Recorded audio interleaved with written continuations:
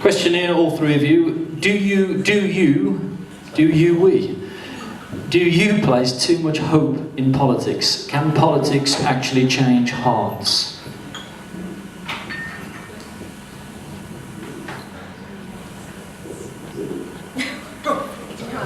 It's a good first question.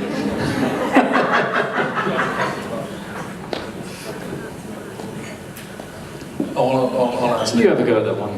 For it. I don't think it's actually politics that change hearts, and mine's actually it's people.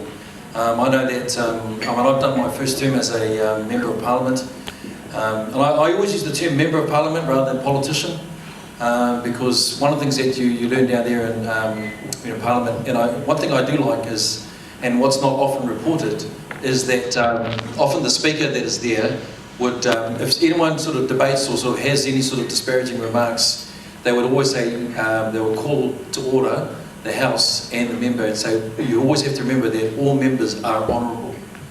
And I think that's an important thing that sometimes gets forgotten about the fact of how do you honour a person and what they do. And so Cinda and Julianne were right that in the House you see a view, and but actually outside of that, most of us are actually normal people. We're real people. Most of us. Did I say most of us? All of us.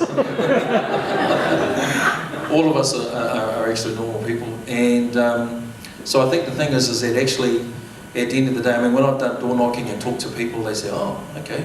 They begin to talk, you're the first Member of Parliament that's knocked on my door, and then we have a conversation, and I say, wow, you're a lot different than what I thought you were.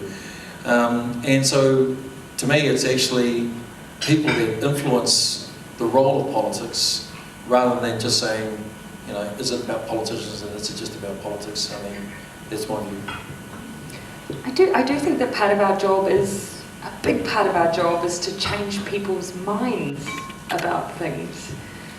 We are in a privileged position where we get access to a lot of information, a lot of evidence, research, advice from experts, a lot of public opinion. And being in that position, I feel then that it's incumbent on us that once we have all of that, if we see something that's compelling, that tells us that something really needs to change, then our job isn't just to go and just push on through and change it. Our job is also to bring people with us. And so, particularly when you're in opposition, where you don't even have the power just to push on through with things, you spend a lot of time talking to people about why it is that you think things need to be different. And so, I got a real shock to the system when I first came into politics. In my first meeting, I ran in the Waikato seat, which is the old seat that Helen Clark ran in the first time she went in tried to get into politics. She didn't win that seat. It's quite conservative. In fact, she ran in the town where I grew up, Morrinsville, and she had an ad in the paper. This was in the 70s, and it said, "Go on, Morrinsville, don't be morons, vote Clark." Always straight to the point. And I remember I used to work for her, and I remember when I first really had a conversation with her about my background, and I told her I was from Morrinsville, so I realised that she must have had that joke in her head, because she just went, Morrinsville. But anyway, I was in my first meeting. It was a Federated Farmers meeting, and I got asked a question about climate change. And I shared my honest view that it was an enormous challenge facing my generation, and that our collective generation, we had to do something about it, we had to act. And I got booed. The entire room booed me, including my own grandmother. And I realised then that actually a big chunk of my job was always going to be about trying to change people's minds and change their hearts. And I do think, not politics, but politicians who are genuine and authentic about what they do have the power to do that. I do think that. Thank you. Julianne? I actually think that it's more about changing minds rather than changing hearts. Because I really think that most people have very similar values and, want to live in a better world where everyone's doing okay.